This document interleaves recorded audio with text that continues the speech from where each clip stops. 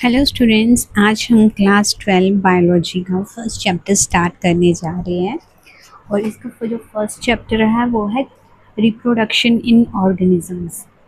तो जैसा कि आप सब जानते हैं कि जितने भी ऑर्गेनिजम्स हैं, each and every organisms can live for certain period of time.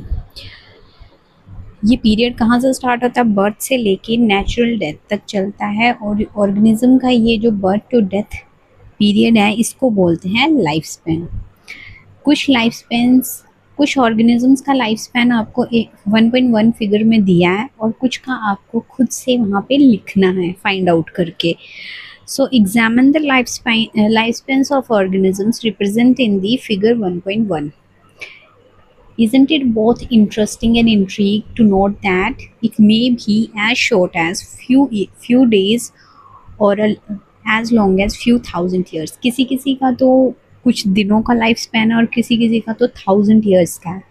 और इन दोनों एक्सट्रीम केसेस के बीच में मैक्सिमम और most of the other living organisms भी आते हैं। आपने नोट करना है कि जो लाइफ स्पैन है ऑर्गेनिजम्स का, वो उनके साइज से रिलेट नहीं करता। जैसे कि अब साइज़ क्रो का और पैरेट का ऑलमोस्ट दोनों का साइज़ सेम है, बट उनका लाइफ स्पैन बहुत ज़्यादा डिफरेंस है। सिमिलरली एक जो मैंगो ट्री है, उसका लाइफ स्पैन बहुत छोटा है as compare to a peepal tree. So what ever will be the life span, death of every individual organism is certainty. कोई भी इंडिविजुअल अमर नहीं है, कोई भी इंडिविजुअल इमोर्टल नहीं है, एक्सेप्ट कुछ सिंगल सेल्ड ऑर्गेनिजम्स होते हैं। Why do we say that there is no natural death in single celled organisms? Given this reality, have you ever wondered how vast number of plants and animal species have existed on Earth for several thousand of years? देखो किसी किसी organism का life span तो days का है, किसी का 1000 years का है, किसी का फ्यू मंथ्स का है। हम ये क्यों बोल रहे हैं कि जो सिंगल सेल्ड ऑर्गेनिजम्स होते हैं उनको छोड़कर बाकी सब की नेचुरल डेथ हो जाती है। तो इस चीज़ को हम देखेंगे भी कैसे। हमें ये भी नहीं पता कि एनिमल स्पीशीज़ और प्लांट स्पीशीज़ जो इस अर्थ पे आज दिन तक एग्जिस्ट कर रही है, वो कितने हज़ारों करोड़ों साल पहले से एग्जिस्ट कर रही है। कितनी ज़्यादा है वो नंबर में हमें एग्जैक्ट नंबर नहीं पता है। There must be some processes in living organism that ensure this continuity. अब लिविंग ऑर्गेनिजम्स के बीच में ऐसा कुछ ना कुछ प्रोसेस तो होगा जो हमें बताएगा कि ये कॉन्टिन्यूटी कैसे चलती है। Yes, we are talking about reproduction, something that we take for granted. हम यहाँ पे बात कर रहे हैं रिप्रोडक्शन की। रिप्रोडक्शन ही एक वो ऐसा नेचुरल प्रोसेस है जो इस कॉन्टिन्यूटी को फर्दर लेके जाता है, और हम इसको आज दिन तक क्या है, फॉर ग्रांटेड ही ले रहे हैं, टेकन फॉर ग्रांटेड। हमें इसका एग्जैक्ट पता ही नहीं है। नेक्स्ट पेज पे आपको फिगर 1.1 मिल जाएगी, जहाँ पे बहुत सारे लिविंग ऑर्गेनिजम्स का लाइफ स्पैन दे भी रखा है और कुछ का आपको खुद से आइडेंटिफाई करना है। अब हम इसको कंप्लीट करते हैं। अब नंबर 1 पे है हमारे पास एलिफेंट। तो आपको पता है एलिफेंट का लाइफ स्पैन कितना होता है? 60 to 70 ईयर्स। सो एलिफेंट का लाइफ स्पैन है 60 to 70 ईयर्स का। रोज़ का तो यहाँ पे दिया नहीं है, तो इसका जो लाइफ स्पैन होता है वो होता है 5 to 7 ईयर्स का। बट ये अभी हमने रोज़ की बहुत सारी स्पीशीज़ देखी है, बहुत सारी वेराइटी देखी है, तो अलग अलग रोज़ की वेराइटी का अलग अलग लाइफ स्पैन भी देखने को मिलता है। डॉग का जो है लाइफ स्पैन वो है 20 to 30 years according to NCERT। Butterfly का 1 to 2 वीक्स का है। अब देखो जैसे वहाँ पे बताया था कि इन दोनों का साइज सेम है, बट इनके लाइफ स्पैन में फिर भी कितना डिफरेंस है। क्रो जो है वो 15 ईयर्स तक जीता है, और जो पैरेट है उसका लाइफ स्पैन अप्रॉक्स 140 ईयर्स तक चलता है। अब जो बनाना ट्री है उसका लाइफ स्पैन होता है 1 to 2 ईयर्स का। काऊ का 20 to 25 ईयर्स का। Crocodile 60 years and horse is 25 to 30 year. Fruit fly को और क्या बोलते हैं? ड्रोसोफिला, और इसका लाइफ स्पैन अप्रॉक्स होता है 30 डेज। विद इन 1 मंथ इसकी नेचुरली डेथ हो जाती है। राइस प्लांट का है, राइस प्लांट का होता है 3 से 4 मंथ का लाइफ पीरियड, ठीक है। टॉर्टोइज जो है वो 100 to 150, और बनियन ट्री का होता है 100 of ईयर्स, 100 of ईयर्स। सो अभी तक इस पूरे चार्ट में सबसे ज़्यादा लाइफ स्पैन आपको देखने को किसका मिला? एक बनियन ट्री जिसका 100 ऑफ ईयर्स तक चलता है, एक है टॉर्टोइस जिसका 100 to 150 ईयर्स है, एक है पैरेट जिसका 140 ईयर्स है, ठीक है। और सबसे कम किसका है? फ्रूट फ्लाई, ड्रोसोफिला का। अभी जैसे कि हमने पढ़ा कि वो कौन सा नेचुरल प्रोसेस है जिससे किसी भी ऑर्गेनिज्म का जो लाइफ स्पैन है या उसकी कॉन्टिन्यूटी देखी जाती है, तो वो हमने पढ़ा था रिप्रोडक्शन। अब यहाँ से आपको रिप्रोडक्शन की डेफिनेशन भी मिल जाएगी। रिप्रोडक्शन होता क्या है? ये एक ऐसा बायोलॉजिकल प्रोसेस है जिसमें एक ऑर्गेनिज्म अपने जैसे ही यंग वन को क्या करता है? बर्थ देता है।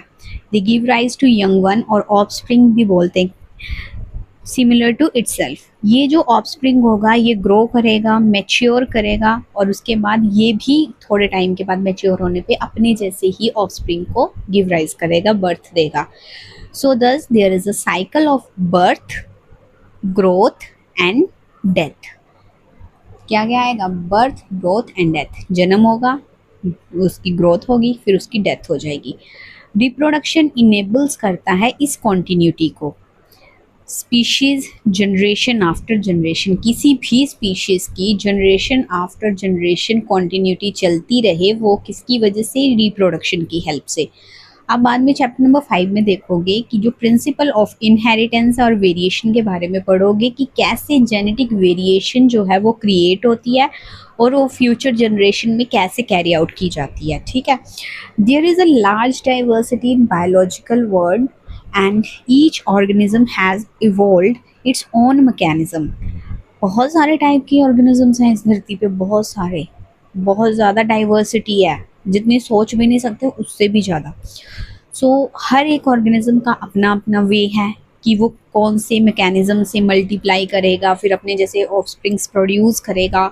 ऑर्गेनिजम्स का जो हैबिटेट है, उनकी internal physiology, several other factors, ये सारे के सारे मिल के रिस्पॉन्सिबल हैं कि वो कैसे रिप्रोड्यूस करेंगे, ठीक है। कौन कौन सी चीज़ अफेक्ट करती है बायोलॉजिकल वर्ल्ड में कि वो कैसे मल्टीप्लाई करें और कैसे ऑफस्प्रिंग प्रोड्यूस करें? उनका हैबिटेट मैटर करता है, उनकी इंटरनल फिजियोलॉजी, बहुत सारे अदर फैक्टर्स भी होते हैं। Based on whether there is a participation of one organism और two in the process of reproduction, it is of two types. अब देखो, रिप्रोडक्शन में 2 टाइप की होती है। जरूरी नहीं है कि हर केस में मेल फीमेल दोनों हो, किसी, इसीलिए बोलते हैं कि 2 टाइप की होती है। क्या? Asexual reproduction and another one is sexual reproduction. अब देखो, जो असेक्सुअल है उसमें तो हमें किसी भी तरह के पार्टनर की नीड नहीं है, बट सेक्सुअल रिप्रोडक्शन पार्टनर की नीड ऐसे भी नहीं बोल सकते, सेक्सुअल रिप्रोडक्शन होती है। अब वो भी कई बार एक ही बॉडी में हो जाती है।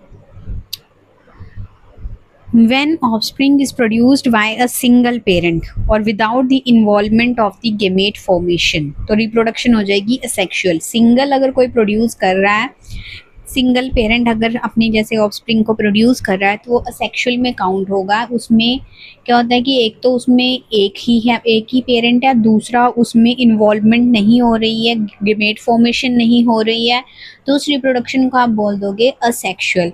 और दूसरा जिसमें 2 पेरेंट्स इन्वॉल्व होते हैं अपोजिट सेक्स के, तो वो पार्टिसिपेट करते हैं रिप्रोडक्टिव प्रोसेस में और इन्वॉल्व होती है, वहाँ पे क्या होता है? वहाँ पे फ्यूज़न होती है मेल और फीमेल गीमेट्स की, और उसको बोलते हैं सेक्सुअल रिप्रोडक्शन। तो अगर आपको डेफिनेशन बनानी है, रिप्रोडक्शन क्या है? एक बायोलॉजिकल प्रोसेस है जिसमें एक ऑर्गेनिज्म अपने ऐसे यंग वन को क्या है? बर्थ देता है। 2 टाइप की रिप्रोडक्शन होती है, sexual and asexual. Asexual reproduction where only one parent is involve, ठीक है, only single parent is involved and there is no gamete formation, that is asexual reproduction.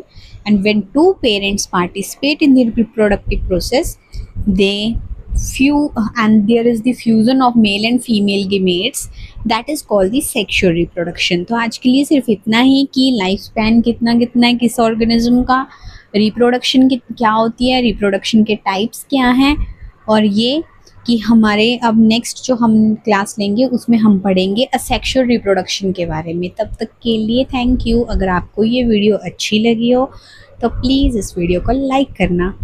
Thank you.